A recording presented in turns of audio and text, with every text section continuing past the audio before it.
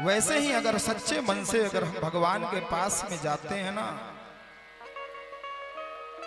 तो वह कल्पना, वो भावना, वो कामना हमारी पूर्ण हो जाती है। एक बहुत थका हारा राहगीर था, भूख प्यास से पीड़ित होकर के एक वृक्ष की छाया में बैठ गया। उसके मन में यह भाव आया, बहुत सुंदर मुझे ये छाया प्राप्त हुई, काश मुझे कहीं से जल प्राप्त हो जाता तो मेरा जीवन धन्य हो जाता, मेरी प्यास बुझ जाती। वो जैसे आंख मूंद करके वो ये भाव मन में सोच रहा था ना, उसके सामने एक मटके में भरा हुआ शीतल जल सामने रखा हुआ दिखाई दिया। जब वो आंख खोला, उसने उस पानी को पीकर के अपने प्यास को बुझाया,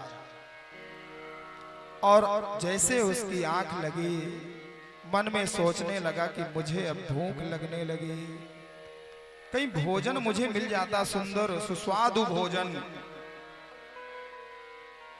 तो मेरी क्षुधा भी तृप्त हो जाती। आंख मूंद करके वो कल्पना ही कर रहा था कि सामने उसके एक थाली में 56 भोग लग करके उपस्थित हो गया, प्रकट हो गया। अब वो भूखा तो था, वो भोजन को किया।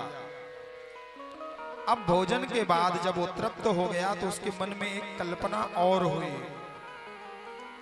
ये जल मेरे पास कहां से आया, ये भोजन कहां से आ गया, कहीं कोई भूत तो नहीं है। कल्पना देखिए मनुष्य की, और जैसे ही कल्पना किया, भूत का सामने भूत प्रकट हो गया। वो नहीं जानता कि मैं किस वृक्ष के नीचे बैठा हूं, और मन में उसके ये आया कि कहीं ये भूत मुझे खा ना जाए, और वो भूत उसको खा भी गया।